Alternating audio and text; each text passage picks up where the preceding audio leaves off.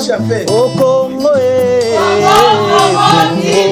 Congo TV, Congo, Congo, Congo TV, Congo, Congo, Congo TV, oh Zamba Lopie, Nanya Koboya, Bambola Congo, promo.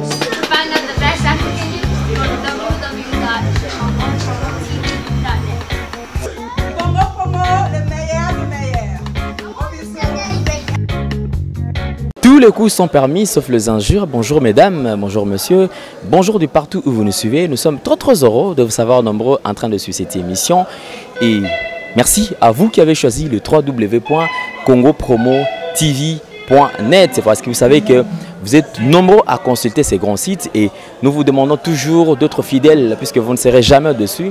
Comme nous vous avons promis que nous serons toujours là au four et au moulin pour faire tout pour que nous puissions vous satisfaire puisque c'est ça notre travail d'ailleurs, vous informer, vous former et aussi vous divertir. Mesdames, messieurs, et nous sommes en train de dire un grand merci à toutes ces personnes qui ont toujours soutenu cette émission.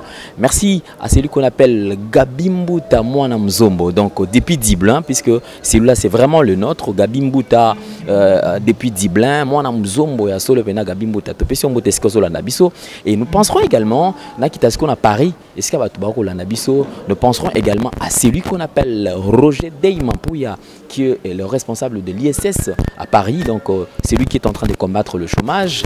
Un grand merci à Disha Kalambi, donc Disha Kalambi, Motema, il y a Guissou Kandi, donc le cadet de Paris. Je penserai également à celui qu'on appelle, donc dans le bas toujours c'est lui que je toujours appelé Dadi Mavungu Vungule Wanayanga ya Motema.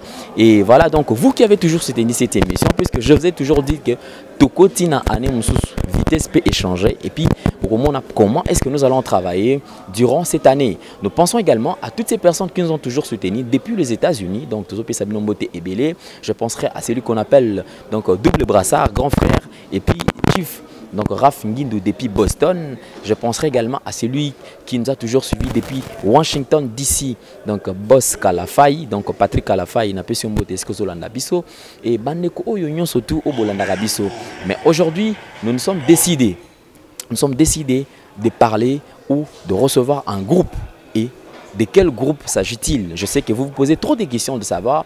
Vous savez que c'est depuis le mois d'octobre de 1989 que le fait Franco Luambo Makiadi, donc Franco démis à mort, c'est comme ça qu'on l'appelait, qui nous a quittés, il n'est plus. Mais voilà, aujourd'hui nous avons quand même pensé à son groupe qui est OK Jazz. Vous savez que OK Jazz, c'est vraiment un patrimoine national. Donc, rien n'empêche que nous puissions parler de ces groupes. Vous savez, puisque Franco démis à mort a eu à faire la pluie et les beaux temps. Donc, je pense que nous allons faire tout pour qu'aujourd'hui, vous puissiez aussi connaître comment évolue OK Jazz.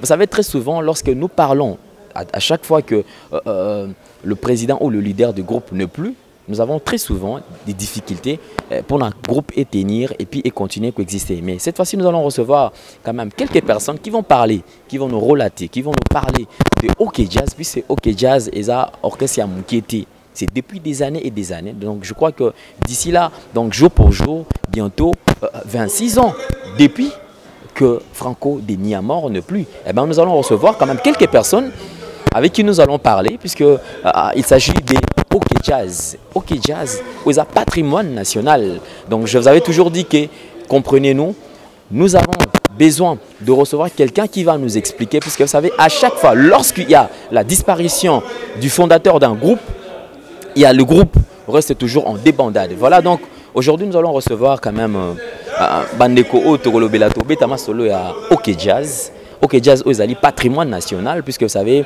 jour pour jour, ça fait bientôt 26 ans depuis que le fait Franco démis à mort a le sous-sauté. Donc, tout ça, Bango. Bonjour papa. Bonjour. Bonne santé. Santé, ça va? Est-ce que vous pouvez se présenter dans Nga komo nangai Clovis Kito, naza chef d'orchestre à Tout Puissant OK Jazz. Tout Puissant OK Jazz. C'est vrai, donc tu dis que Tout Puissant OK Jazz a actualité na biso ya lelo, puisque tu makambo eza ebele. Tu vois même papa na biso pas za ko. Naza na sili. OK. Santé. Ah bon? Nengue oreille bo ça va. Comme yo lobby. Nga komi komi sate yo mto lobby. Merci c'est l'épisode de Tokoyo Kopé Kanami. Merci. Ikomo Jojo. Pas Ikomo Jojo. Voilà, tout le monde a que tous l'autre fois là qui peut mener amanda chante bazo et m'a toujours bango nyos bazo assister et tout le monde papa puis à côté papa. Bien. Kombo nani. Dans le samba. Bon, voilà, merci puisque tu recevoir Amino Lelo. Actualité, Nabi Souzal Tolingi te parlait quand même sur orchestre. Très souvent, lorsque le leader n'est plus, ils allaient toujours, moi, Coco, tout le monde qui ils a pas si pour que le groupe ait tenir. Mais jour pour jour, bientôt 26 ans, depuis que Franco Demi-Amor n'est plus, mais le but qui tout sera pas en Bino. Tout le monde qui a besoin de travailler, le groupe ils ont continué les lots. Quand même, Tolingi pour mettre la bise, Sangona, il y a groupe et puis santé. Ndengo yaki ndongo manaki biso santé nango eza kitoko tozongisi eloko oyo puisque eloko oyo tango ezaki ma problème oyo kisasa mombebi o bavisi mota bakendeki etikalaki na maboko ya Yulu Mabiala tanga tikana eloko oyo aki nango nanga ma Brazzaville ajoki ba problème oyo komelaki ye azasko na poto oui azo na soin ba santé. Et l'orchestre vraiment est vide. Il y a temps. Et tant que je Benginga et Clovis, non, tout préparé anniversaire, il y a Kondo Franco, il y a Kiwana, Bengsaki, Bartis, soit Congo, Papa Mabalaki, Bozi Boziana, Batebele, il y a Congo. Tout ça là qui. Et tant que tout ça, on va remarquer que, oh, mais à part Doyen Wana, et Bisu Bajane, tout ça qui Wana, on va sentir la couleur, oh, mais loko, il y a quoi et tu intéressé à HP bangaki moni ok jazz les cas qui n'a pas artiste soit ma casse à minene ma comme belé HP avec total na no moment na ko quitter et tant au moment ko kaki HP benga na bon le visco to ko banda benga baninga na bengi baninga tout moni bayawa to bani musala. Et depuis que vous avez commencé le travail, pensez-vous que Makamozo qui n'est bien ou bien il y a encore de difficultés jusque là? Bon, HP Aza Emongo Luambo, fils de Franco. Aza Franco te. Oui, et Franco Tangazala qui a un donateur naïe et belé. Au banaï ko soutenir, banako sungaye. Mais fils Aza na bangote, Azo débris na ba moi moyen ou ya mukimke o yazanango. Mais bato bazo bosana ke ok jazali patron national. Ezo senga kutu fils te. Ezo senga ne mboka ne soutenir et chaba moyen. Pour un groupe pour le besoin de musique et koufi bon biso tozala maye le wana o bakulutu to travailler na bango bakulutu ko basimaro bakulutu ko ba just beaucoup to bakulutu ko bandomo petum biso to tikala tozala maye le wana mais surtout tozala ba moyen te to ko conseil le côté yango mon tozo belela tozo yebisaki o ezali patrimoine national tozo senga na bakonza mboko na biso na gouverneur ya surtout OK just dans la ville ya Kinshasa surtout gouverneur ya ville. Mais tout le monde on dirait azoyo Cameroun azomona biso tete to sengi ke amona biso atala biso a soutenir biso tozana besoin ya soutien na yepo tozana kata ville na ye ya Kinshasa azana droit ya soutenir biso comprendre azo soutenir biso tozana matérialité to loka instrument to ko louer les lobi to ko louer les lobi to ko louer lobi mais lobi to ko lembate to ko me souffler to ba to pe manano to loka mbongo bon to louer les sus. Moi, je sais que tout le instrument na biso, ils ont encore la soda. Tant que qui ne tumba, à cause d'un monde qui était, c'est comme si tout ça la bitumba, tout ça ni monde qui. Au moins que tout ça la musala malamute. Donc toujours singa la bakonzi, toujours singa pela ba mécène, un beaucoup ba soutenir biso, ba somber la biso instrument. C'est que vrai, l'artiste ne meurt jamais, puisqu'il vit toujours au travers de ses œuvres, mais je crois quand même, Tolingi, puisque le jour où on a tout dans mon Tolingi, aussi, il a une image pour la bande de Bazolanda. Moi, à capella, qui a fait revivre tout le sous et l'engi. Il y a une œuvre, il y a fait Franco Demi-Amor. Bomba bomba mabe ngana zala kada mobali na yo na bomba makao onde makate lelo na ndimili wae lelo na ndimiko sasa otunaka na bato soki bayebi ngai otunaka soki nazali kitoko mama mama abotanga emongo e tata lulangai na bomwana mama munwe. Merci. Voilà, merci. On applaudit quand même de te bêter le mambo puisque Moussa les Makassi. Mais j'ai quand même une question. Puisque ce chef d'orchestre me répondre, il n'y a pas de problème. Est-ce que c'est oui papa, est-ce que c'est facile les lots Bino vous avez chanteur, musicien, est-ce que c'est facile d'être géré par quelqu'un qui n'est pas artiste et musicien par exemple? C'est facile à comprendre. Vous avez un orchestre qui est bien Tange Bolingo. Vous avez géré par qui? Vous avez musicien? Fano, mais vous avez musicien. Vous avez un orchestre qui est partout dans le Congo. Vous avez géré dans la Miesi. Vous avez musicien. Vous comprenez? Oui. C'est facile et possible aussi que nous devons aller au tout ça la makasi. Tout ça j'ai dans makasi tout arriver. Parce que tout compte à côté HP à mon franco mais n'est pas musicien. Je suis pas deux musicien. Sungi ali est musicien ba sungai. Touye ou sungai. Je peux expliquer dans mon cas. En plus car les Camboana. Bazo bosana ke OK jazz c'est école. Donc avant vice maroba ya banane ba ya to ba video ba ngama Brazzaville o ba sala ba lineti na ngana mama o et tant ba vice maroba ye ba ko sala ba ofela ba ko sala ba dati pétrole vous comprenez et biso petango to ye to ko yepe ko sala pour to ko bimisa pe ba couleur ba album donc problème c'est ali nini et loko ba to ba lobaka bongo ezali ba musicien na biso ya Congo. Moi, lelo tokufeli artiste mnene emenea bako pesa chance na orchestre na Victoria Leison te na ba musicien kaka. Moi bon emenea sa kufina ye non on est ça orchestre te emenea sa kufina orchestre na Cécilie eza biso moko ba musicien to sala ba campagne eza ba campagne ya mabe parce que tant franco akufi bolelo lelo biso na OK jazz tout ça bat ba école OK jazz to lenga ki style wana to bana ko la banda ko to se plague nango si to pousse na pembe na ba to travailler na ba mandambo. Et c'est pour nous à travailler à bango petit mais à partir de yandako ayoka ba cassette ayoka ba CD à se plaire na OK jazz à un style nan soto donc nous ba que ce que muta sali école moko oyo sali succès na monde entier et ko bunga ka jamais mais biso artiste muto bungi sango na ba campagne ya mabe qui est sa kufani na ye orchestre wana ezali susu te mais non bon comment neto beta soko ye na concert ko ba nzema to beta kitoko so kangi miso ko yo wa kondire bazali mais neto beta il y a mon koufi mais musique n'a pas koufi te ba œuvre na etika ali aza franco immortel yango owoka ki premier ministre avec franco immortel il y a mon koufi mais ba œuvre na koufi te zali alors bato ba so ba campagne wa mabe bato ba campagne mabe wana yango to ba ki mbalo to ko telemela bango que ce artiste a koufi asala ki succès abimisa ki ba CD asala ma belé ba fanatique na o ba linga ba sala musala ko la ba zali ba ko landa ba ko kota na école wala ba ko continuer œuvre na ye. Donc OK jazz franco OK jazz ezali même tabiso to sali ba on peut pas regarder ça biso ba ko sala et comme nous ala kaka continuer ezala kaka.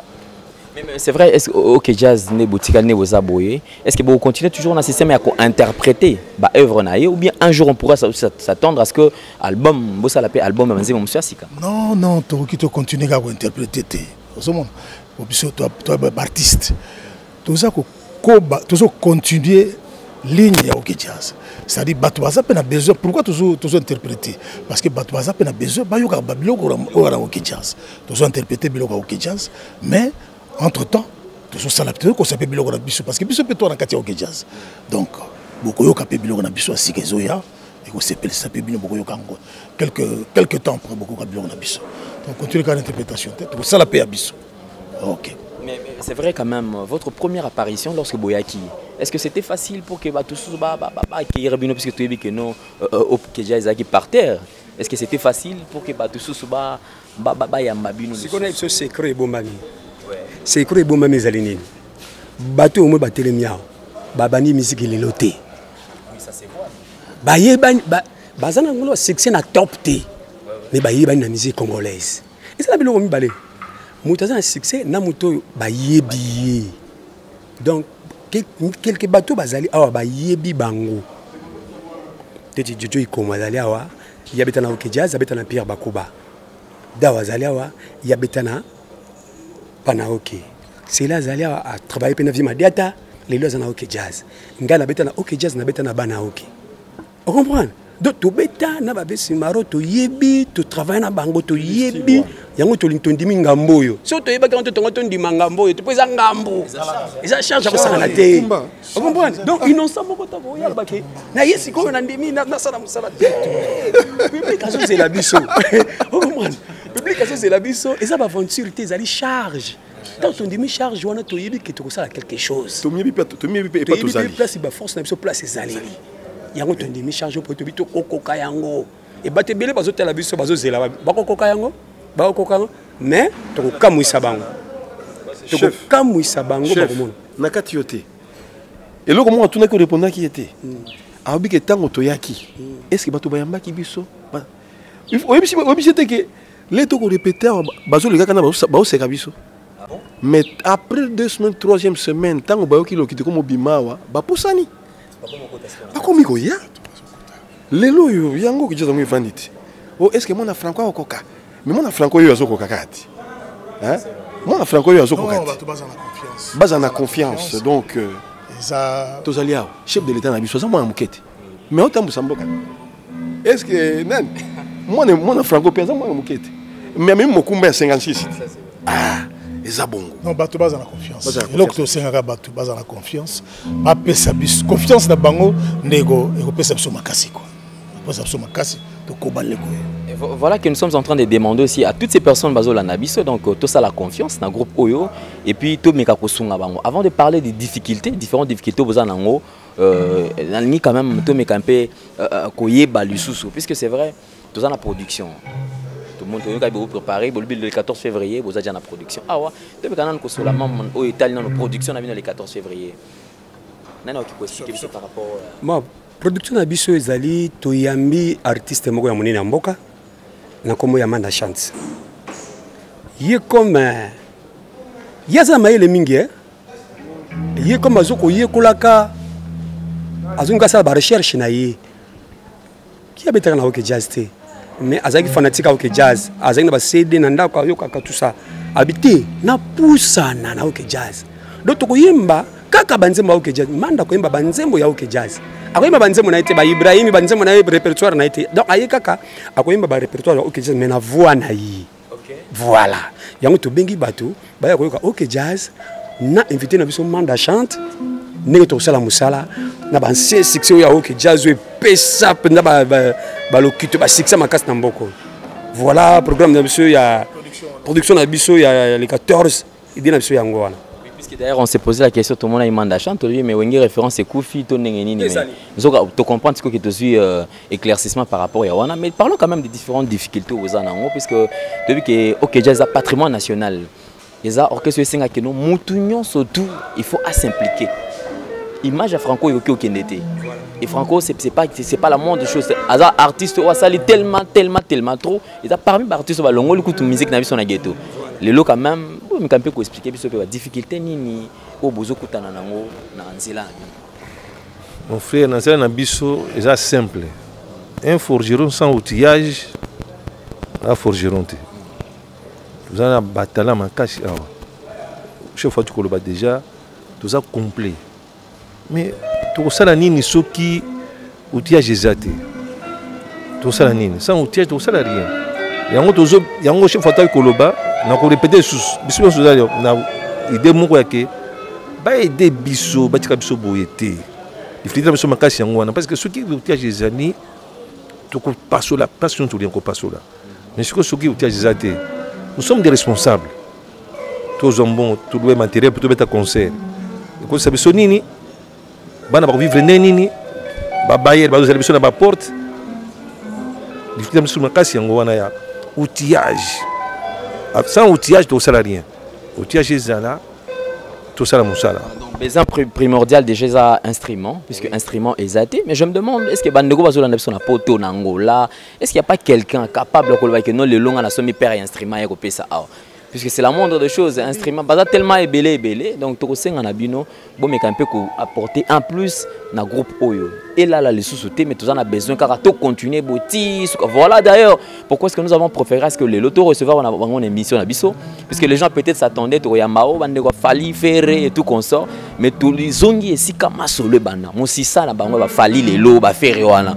donc et si ka bango bazora idée ba musique wana donc sans ba franco on ne pouvait pas parler ba Fally lelo de quoi qu'on parlait bah oui raté donc ça bango ne ba sala que musique na biso lelo ezala be comme un niveau aussi qu'ezali mais ajozanango mais tango polo zembo polo ya franco beta ozalaka na noti lelo yebi yango ndeni lelo bana biso bazo yemba polo bazalaka te yebi yango ndeni c'est pour la que ezali kaka likolo polo za na succès c'est ok ezali bemba ya nyoka ça c'est comprendre nga na laki yo na laki public soki ba meseno bazali a tout ba grevi futi la liebo tozoka ba Jojo Mandiki tozoka ba Didi Kinwani tozoka ba kombo ebele ba Cardozo Mwamba ba Chacho Mbala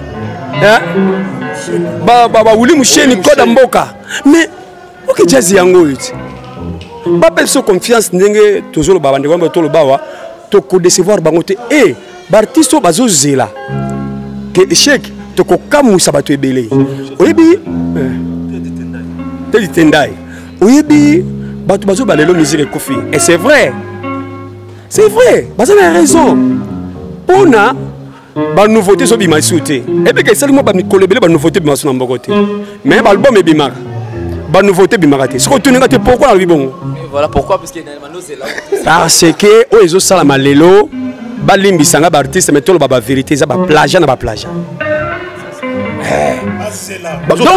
bazo travailler mais ngonga ngumu kole kokoka que album ya oke jazz bima ba koyoka nouveauté ba koyoka ba nouveauté papa ba ko référence oyo ya kolanda ligne puisque ba nouveauté ça sauté chef lobi ça plagiat na plagiat nouveauté zo bima to kitina ba plagiat parce que to yo beti déjà loko déjà ba konsi ba yoka et que peut-être c'est impression ma casité babi mais loko na ba beti wana mayate et vesi mara beta ngona mayate et ça c'est une nouveauté nouveauté zeli loko ya sika donc ba instrument il sima eye ne loko na ba yoka te et ba artiste pas na ba mélodie na ba parole o mususu ya sika o ba yoka te voilà force au que jazz yaki yango wana et biso zaka na ligne wana ya force au que jazz donc initial ba mingi donc problème c'est toujours la main na miso ba pia biso ba instrument so to ba instrument to ba so ba répétition biso ma ndenge zalaka et to beta ndenge zalaka papa au sentir.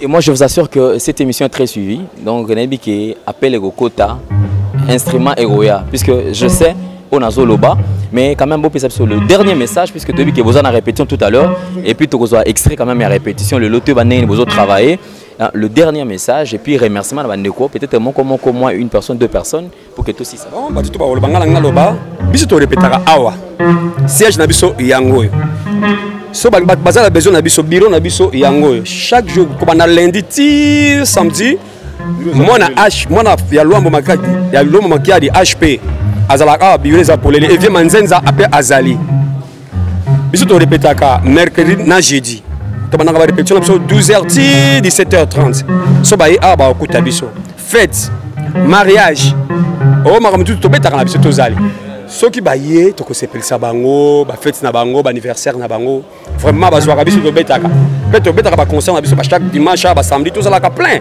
on peut dire tellement les bandes plein voilà chef d'orchestre fils que deux personnes remerciement des personnes ngai na beleli kaka gouverneur à ville ya Kinshasa vie na biso André Kimbuta OK jazz ezali na kati ya mabele ya mboka na ye na kata ville ya Kinshasa abalusa elongi na ye atala biso tozomana tazo tala biso te tozomana tazo kipe biso te baleki na ye baleli problème nini yango comment tozana kata ville ya André Kimbuta bongo ya André tozo kata message neta tel solo te ke biso yango to bani musala to sengi ye acha biso maboko voilà merci même ngai pe na sengi mingi et ali soni mingi comment na patrimoine national lokola tout puissant que jazz motonyo so zoka parne ya mater na kati ya OK jazz et il lo na kati ya bandako na waza banzemba franco ya OK jazz mais nzoku lokola OK jazz za ko ilaza malade aza komi ko kati bazo ko traiter te et ali soni mingi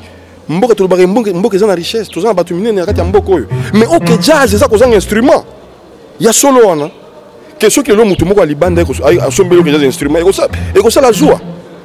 Il y a tout ça qu'on a bakonzi mboka ba mécène ba gouverneur puisque toyebi ke ba gouverneur nyonso ya RDC OK jazz eza bino ba konzi nyonso ba excellence ba ministre ba ambassadeur to sengi na bino boya ko s'impliquer na kati OK jazz bo pesa biso matériel to zona matériel te tala ba responsable ba zebe na kati eloko moi na franco moko ko kate avec appui na bino na banza et que ça allait bien. Merci ngana moni tina moko to se répéter te bande ko basi balobi bien basi balobi presque nyonso pengala ko na loba ngana pesa na bino merci nous la chaîne na bino pour kanisi biso quand même je vous remercie en tout cas beaucoup alors la même chose comme mes amis ça coller la kaka ndenge bande ko balobi na ringina se répéter te hein dans ce qui s'est voilà merci non vraiment nyonso so balobi la baninga on peut se dire vraiment mbote mingi na grand couturier au Kassor na Ted Tendai basimba biso.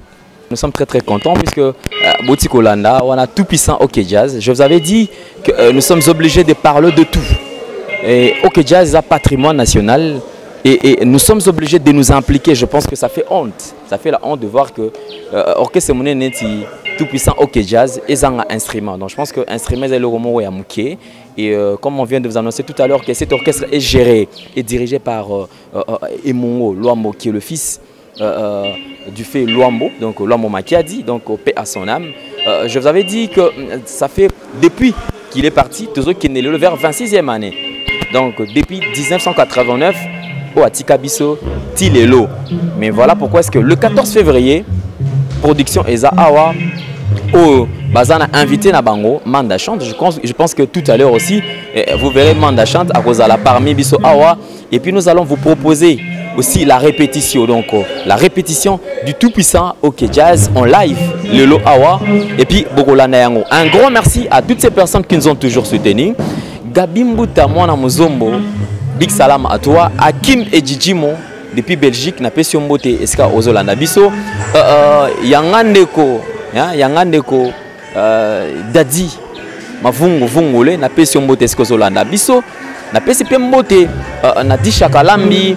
Pajo Matouba garçon sexy na pesio mbote esko za die merci donc désolé to pesio pe mbote et belé esko zolanda biso. Nous sommes arrivés pratiquement à la fin de cette émission. Merci à vous qui nous avez choisi et vous qui avez suivi cette émission. Nous allons vous laisser en compagnie de la répétition du tout puissant OK Jazz et nous allons nous retrouver tout juste après.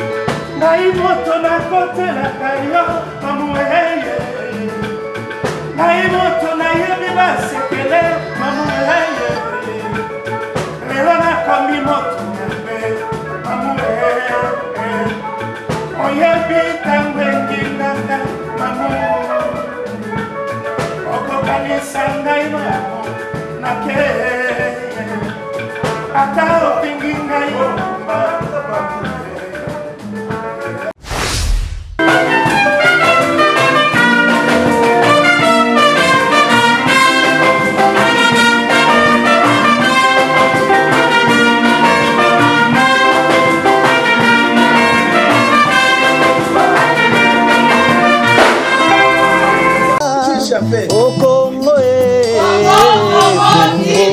Promo TV Congo Congo Promo TV Congo Congo Promo TV Congo Promo Ozambalokie na Nyakoboya Pambola Congo Promo